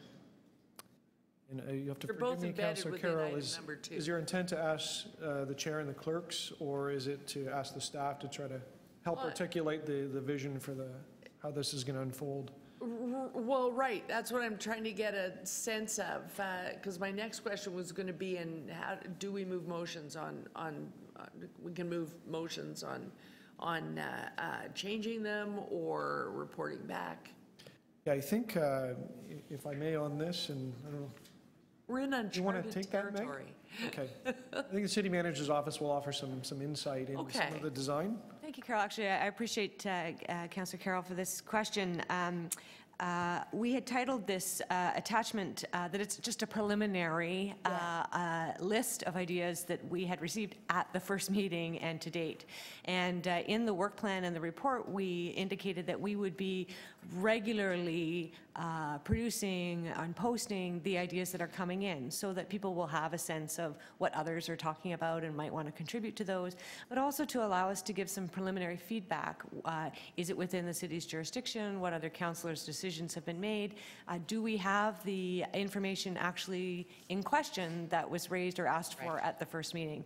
So this is just a running list of ideas so far. It certainly is not exhaustive, and it was never intended to be as well. Okay, so I'll start with the work plan and the engagement plans then, but then if we, a later round, I might want to ask about some of the things on those running tally lists. And Councillor Carroll, if I may add as well to the statement, I had given some thought, because I have some ideas on things that I think we should look at. And I had come to the realization that all members of council should have the opportunity to make a submission to this process. So there'll be a gateway for residents through work, and there'll be a gateway for members of council to submit letters and input, as opposed to come to the meeting and make motions. Let's look at this, let's look at that. Let's channel it all through so that the right analysis is applied to it. Okay, okay.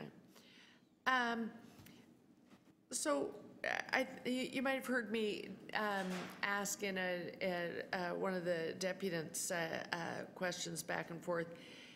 We heard today, most people are saying they want the roundtable approach that's slightly mentioned, or a working group. They want the kind of thing where there might be a building upon sort of approach in the consultations. And yet what we have here is sort of our district-driven consultation model, and I'm wondering if that comes as a result of time constraint. Are you worried about fitting it all into a year of meetings? Because I feel like if we go out in this way, we'll have one for each of the areas. It's very similar to the type of engagement we do usually, whereas someone highlighted even last meeting that build upon approach we use for TO Core, for instance, they use as their good example, seems to be what we're hearing again and again from community members. Through the chair, we looked first at what the objective was and the kind of scope of this committee and determined what the appropriate engagement methodologies would be. We have been meeting with some of the deputants and others who are interested in providing their input. So we tried to provide the best, widest range of opportunity for any member of the public to participate, those who are affiliated with an organization, those who are not, but also an online process asking very much the same kinds of questions that we can assess the input across all methodologies. We're certainly, it's an iterative process. We're going to come back in June and say what we found so far, and then we may propose an additional process or additional round or something else that gets us to drill more deeply into one or two of those subject matters. It's hard for me to anticipate at this point what we'll hear. Our attempt is to try to hear more broadly what is the issue at hand, not so much what the solution is at hand right now, so that we can start then to reach out, as we generally do, to find out more from those who are involved in that issue. So that's where I struggle, the iterative part, because that seems not to be transparent. We're having a very public, bring it in, but then the discussions where you might be reaching out to those people and having the conversation, that won't work. Can we talk to you some more and see what you mean? That part isn't happening publicly. I think that's why we keep hearing people ask for a working group. Do you know what I mean? What will we do with that second step, which is what will we do with well, thank you for sharing, but that won't work, so that they have the opportunity to say, okay, well, what about? I think that's why they're asking for a roundtable or a working group. How do we make that second step transparent? So, to the chair, in the work plan, we do mention that we'll be reporting regularly to this committee, but also posting the ideas that we hear so far. And certainly, we're open to emails and submissions or suggestions about other processes. We're going to be working through, for example, all the city's networks and providing information about this issue to the city's advisory bodies and the public benefits network and reaching out to people and really just, asking the questions for them to really broadly share not just the opportunities that we've struck, but also resources that they can run their own sessions in their communities as well and feedback to us. So it's hard for me to know yet what kinds of requests we might get for further kinds of engagement, or whether it will become very clear to us that we need to do that. It's very hard for me to know that without having started the engagement process itself. And no, I'm gonna leave it. My other question was about the engagement plan itself. Do we have now? Are we already? Do we already have a promotion plan beyond just meeting notices? Are we already telling people Toronto is looking at its governance? Is that ad campaign sort of type of communication already going on?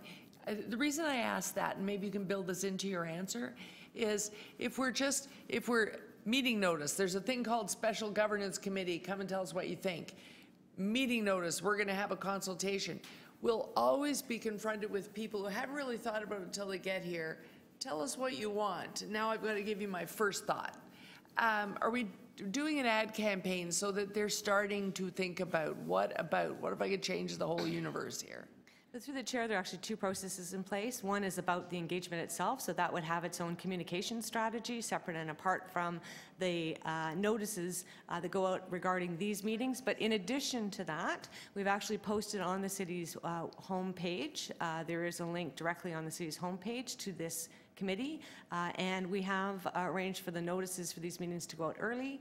We are promoting them through social media and through all our other engagement activities, just even on the committee meetings and the agendas of the committee meetings, and we issued press releases for both of these meetings, and we would again as well. So we've gone up kind of above what we'd normally typically do for a standing committee of council, but apart from that, the engagement strategy will have its own communication and outreach strategy as well.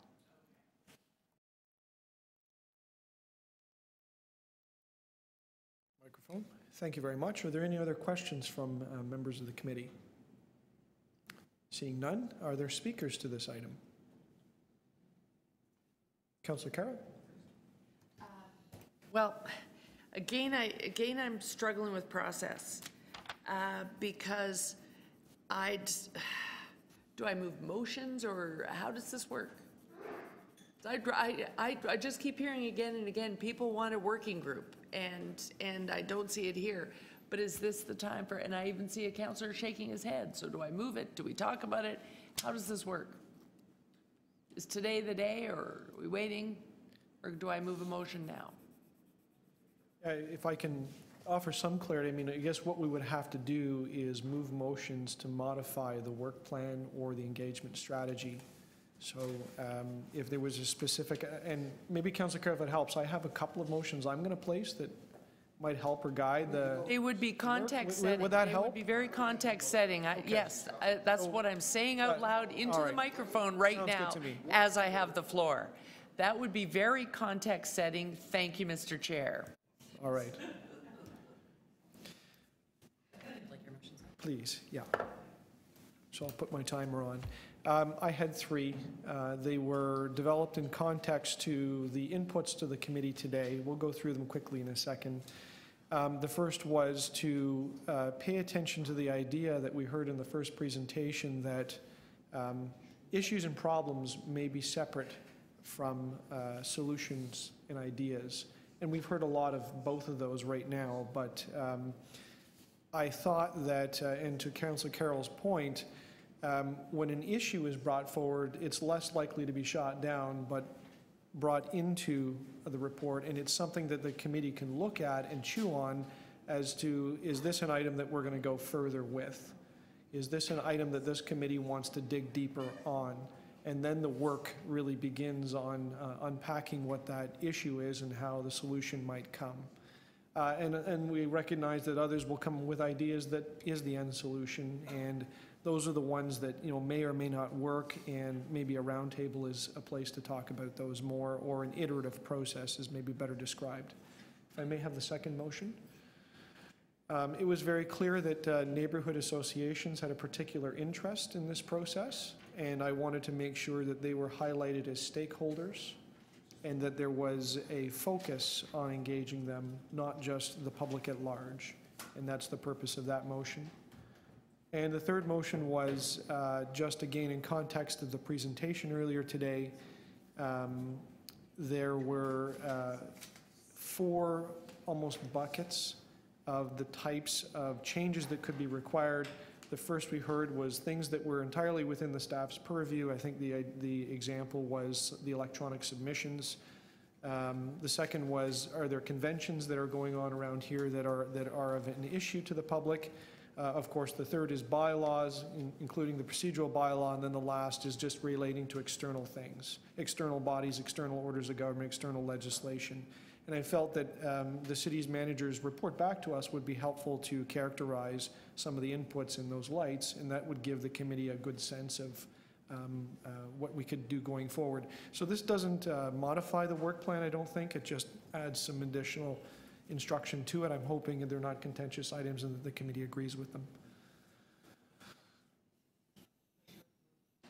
Question of the mover, Councillor Carroll. So in your second motion, putting things into buckets, we're gathering. We're categorizing. Is the ultimate goal here that at the end of the day we're really just listing, getting from the community and gathering from each other any governance changes that we want to make or process changes that we want to make, but ultimately it's council that will do that? We're not going to work to agree on this is the governance change we recommend you make right now? Speaking personally, not as committee chair, and my intention on these motions is, I think we are going through that process of trying to figure out what are the problems that we want to zoom in on. We've heard quite a bit from members of the public, and I just think that the funneling process of all the things that are going to come to us is still at the early stage. So as that stuff comes really hard and fast, once these sessions begin to occur, we as a committee have to be very careful on what we decide to go further on to make sure that it's achievable. And having a good understanding of those buckets really helps us. If it's a simple thing as a convention, I don't see why this committee couldn't make a recommendation to council that we adopt a new convention. I realize that fashion we could. Yeah, I realize that it's, it wouldn't be a bylaw, but it could be a finding of the committee, that members as a whole as council might find helpful and agree upon. Conversely, we may find that there is a procedural bylaw change or another bylaw change that we would like to recommend to council based on a body of work. Okay, that clarifies it for me. Thank you. Councillor Perks. So on the buckets motion, whichever one that was. I think it was motion 3. Motion 3. Can I see motion 3, please? Okay. So staff have begun some high-level sorting of some of the feedback that we heard. It's different categories than what you've proposed here. Standing committees, engagement, supporting neighborhoods and communities' relationship with local governance. Are you proposing that they erase those categories and replace them with these, or is this just more advice? More advice. Okay. If it's in the context of being advice, then that's fine. Certainly. I don't want to cement the categories before. All right, that's fine. Agreed. Thank you. And really, that was the end of my speaking. So, Councillor Carroll, did you want to speak to the item at all? It's to apologize more than anything. I'm going to go along for this ride, but I want to note early in the process my struggle with this, because I said you're not the only one that's wondering why I'm going there. I know that Councillor Perks is dreading my every question about engagement. He can barely contain his reactions. This is a real struggle for me to go through. Being the PB lady, it just It just feels like we're going to just keep taking in, and then we're going to find ourselves at the end, and we're just going to make decisions. I don't feel like we're going to work our way there with the community in a truly iterative process that is transparent. I'm prepared to go along and see if motions like that actually get us there. I'm going to go to as many of the consultations as I can, not just the one in my area, to see if we're getting there. But here's what I struggle with.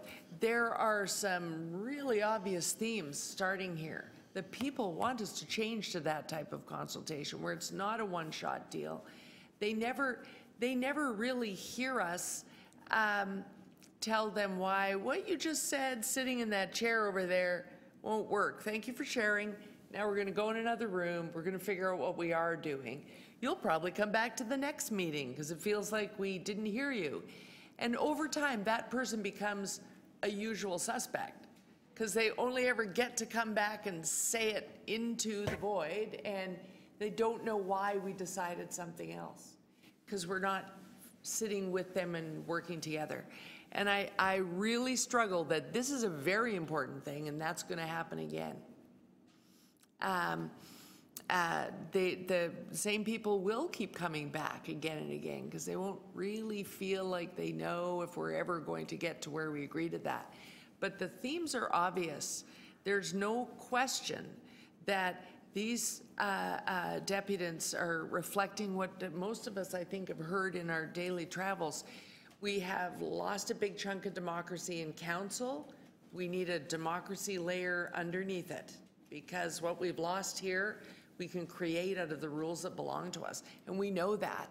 So I feel like today I should move a motion. Let's start getting that one ready, because it's going to take a good year to figure out what its interface is with council and get it in place in time that it applies to even the next term of council.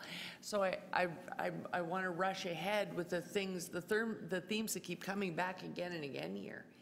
They want to know what the local layer of democracy is, and are we working on it? If we do a year of research and then make a last-minute decision in council with 21 other members of council who haven't sat in this room, and so we amend it to please them, not please them, it's going to be a very unsatisfying process for folks. And so I think I may be developing some motions for the next meeting, because if I go to one more consultation and keep hearing the same thing, what's the lower level of democracy we are going to build? I'm going to start moving motions to design it based on what I've heard, because they're really worried that it's not there now. That's what I'm hearing. So I'll be really mindful of that theme coming back again and again in the consultations.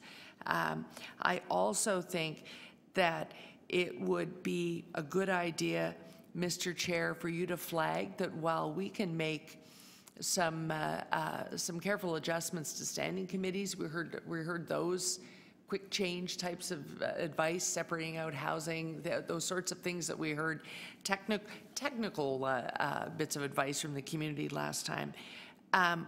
All those things can be done within your work plan that ends in November. But I think at this juncture, given the input we're getting, I think it behooves us to communicate to the mayor and the rest of council that there's a broader concern about access to government that really probably won't be wrapped up neatly in a bow by November, and that this committee may need to be the vehicle and function for a little longer than that. Thank you. Those are my comments. Thank you. Any other speakers? Councillor Perks. Thank you. So I want to begin by saying I've been here before in facing this exact same problem. During the last term of council, we set up a special subcommittee of the Parks and Environment Committee and said, let's develop a climate change plan for the City of Toronto. A big task, frankly, that touches on every aspect of every life of everyone in the City of Toronto. And the first couple of meetings were rocky, trying to figure out what are the categories for action? How do we even talk to people about this? How do we allocate staff time to devising a plan? What do they do in other cities? What do people want to do individually? And it was an exercise that someone described as wrestling with Jell-O, because as soon as you think you have your hands on it, it shifts through your fingers, right? And you just can't fix it. But we stuck with it, and as we got more information, some themes became apparent. And based on those themes, we were able to start doing more focused consultation with people who had specific sets of interest on topics within there. So a number of people really started to care about the energy involved in transportation.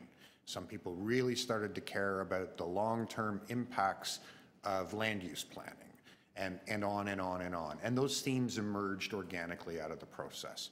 So it's too early, I think, to panic about whether you can see the plan all the way to the end right now, today. You can't. Our goal in that plan was to have concrete proposals in front of council by the midterm, and we did it.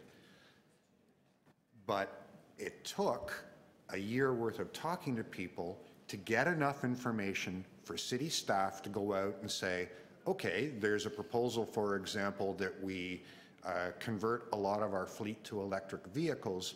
Is that technically possible with the electrical grid that we have now? And you had to actually go and ask somebody who really knew that stuff. So, and then figure out what it would cost and how many years it would take to roll out. So there was a year of creating the ideas, working with the community, and then there was a year of turning them into real proposals that could actually be implemented by City Council. Now, as the budget chief knows, I'm a little disappointed with how quickly we're rolling them out, but nevertheless, we were able to present a full and coherent plan for the beginning of implementation by the midterm. So I'm not terribly agitated about where we are now. I think we're doing fine.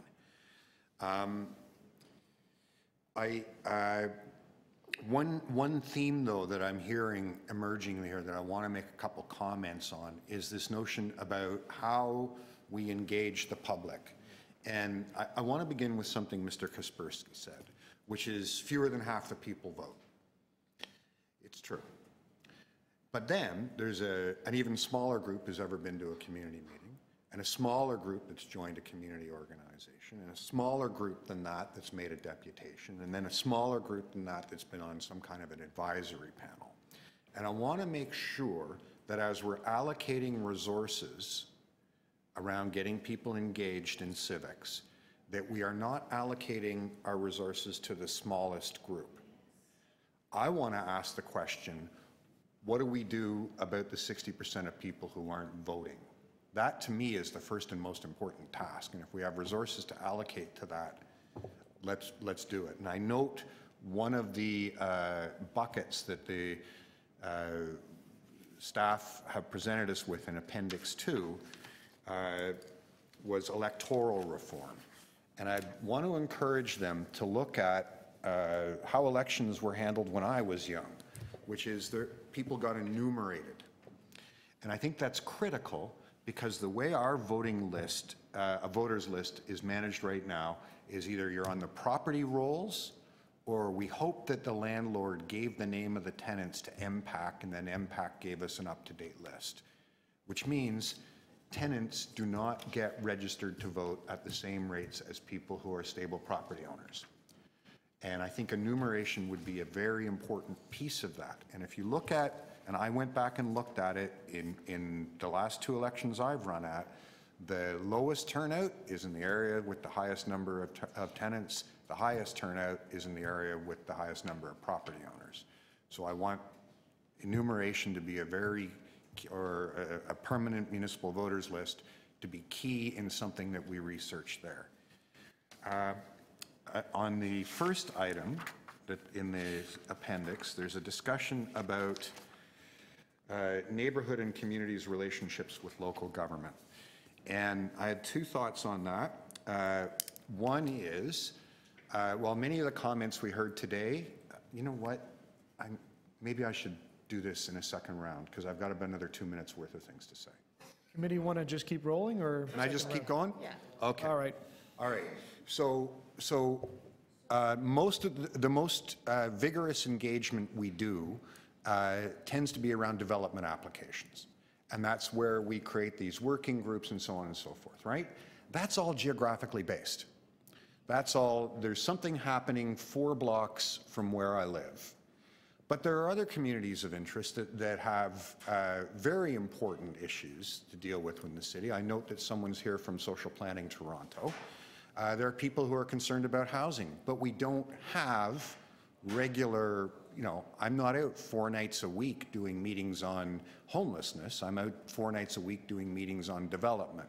So the community of interest, the people who get wound up in working groups, is heavily biased towards what we do the most work on, which is development applications. So I want to make sure that as we're considering how to engage people in governance, we're not doing it just geographically and residents association based, but we're thinking about other communities of interest that are not just geographical. And the second comment I want to make on this is, yes, there are a variety of models mentioned in here. I'm concerned that some of the models that are mentioned have a fundamental problem with them around legitimacy. So I worry terribly that some of the models that are out there have appointed second tiers where the city council says, I want these 15 people to be on a local community council board. And to my mind, that's simply illegitimate. While it is true we can't elect more than 25 people to city council, I've done the legal work, I've asked around, we could choose to elect a bunch of people to be on local community councils, run our own election, and then as city council, transfer some of our authority to them. And I hope that's a question that as we look at this notion of a second tier that we examine closely. Thank you for the extra time, Mr. Chair. Thank you, Councillor Perks. Deputy Mayor Bailão. Thank you. I just want to touch on a point that I think it was raised during the presentation, because this committee can, I think, go on for a decade if we're not careful, because there's so much work, there's always things that come up, there's always things to improve, and I think that the need for us to focus on the work that we need to immediately do if we truly want to address some of the issues that were already identified as by deputants and in our first meeting. You know, the immediate access to engage with our communities, some of the work that we need to do with our committees. I think it's really important that we're clear on what we're trying to answer in this committee. What questions, what are the issues, and what are we trying to solve, which does not mean that we don't identify a whole bunch of work that might be needed in the future as well. But I think that our colleagues, the public, would like to see some recommendations sooner rather than later, just because it was a big change that we had. We got caught by surprise. We had to respond to it very quickly, and I think what everybody asked us to do is please take a look at this. And I think that maybe eventually a recommendation from this committee is that further work needs to be done, but I would like to see some response right away to ensure that we are engaging with our communities. And there are some steps that could be taken right away to get this work well underway, to at least the second half of our term see some of this addressed and ensure that we're doing everything we can to deal with what we have in our hands. So I'm looking forward to the consultation.